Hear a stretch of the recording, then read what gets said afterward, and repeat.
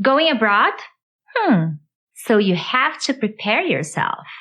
In this video lesson, I'm going to show you 7 very common questions immigration officers ask at the airport and how to answer them confidently.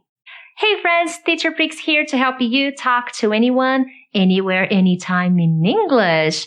Thank you so much for joining me on another video. I hope you enjoyed this lesson and make sure to subscribe so you don't miss any of my weekly videos. But here we go. The first thing you need to know about these questions is, wherever you go, okay, every airport you go around the world, these are very common questions. So you probably need them everywhere you go, okay? So the nice thing about this video is, this video doesn't only prepare you to go through immigrations in the United States, but in England, in Canada, in Australia, okay? The second thing you need to know is, short answers. You don't need to talk about all your dreams and plans and how excited you are and how happy you are. No. Give short answers. Answer the question correctly and quickly. Okay? And third, keep calm. If you get too tense, the immigration officer can get a little suspicious. Okay? If you get too nervous, too tense, they can ask you more questions, not the other way around. All right? Nice. Now let's get down to business. So here we go. Question number 1. May I see your passport? This is pretty obvious. They want to see your document, your passport. You can just give the passport to the immigration officer, or you can say, here it is, or here you are. These are the most common ways to answer this question. Number 2, how long do you intend to stay? There may be some different ways to ask this question, but the idea is the same. How long will you be staying in the United States, or how long will you be staying here? Okay, how long do you intend to stay? Remember, short answers. For a week, for a month, for 2 weeks, a week, a month. As long as you give the information they are asking, you don't need to give long answers about that. Nice. Number 3, what's the purpose of your visit? Another very common question. In this question, they want to know why you are traveling. There are 2 main reasons why people travel. Well, actually 3. Tourism, business, study. Okay? So you have to say what you're doing in the United States or in Canada or in Australia. You have to explain what you're doing there. Okay? So I'm here for a business conference. That's something you can say. I'm here on a business trip. I'm here to go to an exchange school. Or I'm here to study English for a month. Or I'm here on vacation. I'm going to Disney. Okay, so these are some possible ways to answer this question. And remember, you don't need to give long explanations, okay? Just say the main reason why you're staying in that country, okay? Nice. Are you enjoying this video? Yes? I hope so. So far, 3 questions. I have 4 more questions to show you. But before that, how about sharing this video with someone who's about to travel, or maybe with your friends on Facebook? I'm pretty sure you can help someone with this video. But here we go. Question number 4. What do you do? What is your occupation? Basically here, I want to know about your job.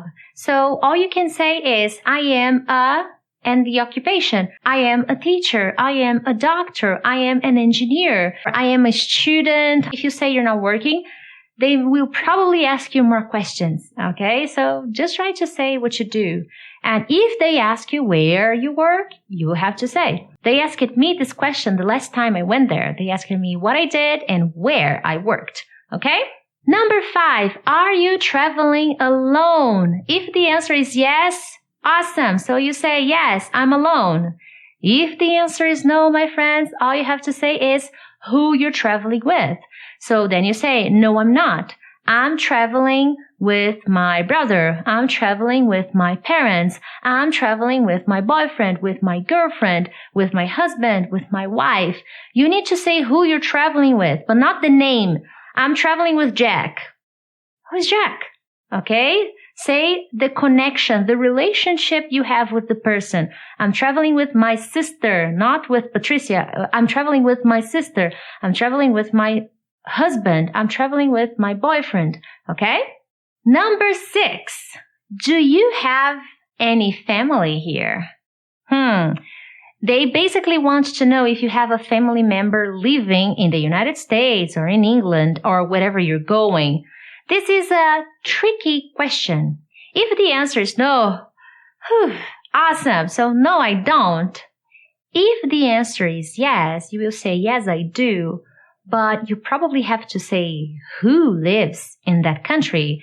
Yes, I do. I have a cousin who lives here. Yes, I do. I have a sister who lives here, or I have an uncle who lives here.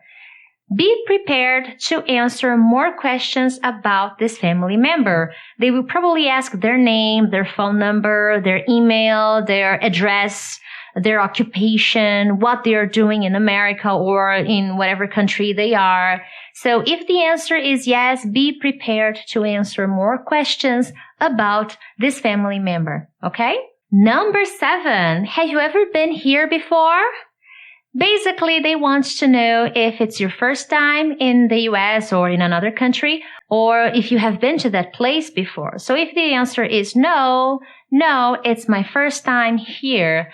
If the answer is yes, then you can say when, more or less when. So yes, in 2010, or yes, about 2 weeks ago, or yes, last year. So say more or less when you went to that place. Okay? They can ask you what you were doing, and you can say, well, I was on vacation, okay, or I was here on business, or I was studying English. So these are some possibilities to explain the purpose of your previous visit. If they ask you, remember, you don't need to say this, only if they ask you, okay?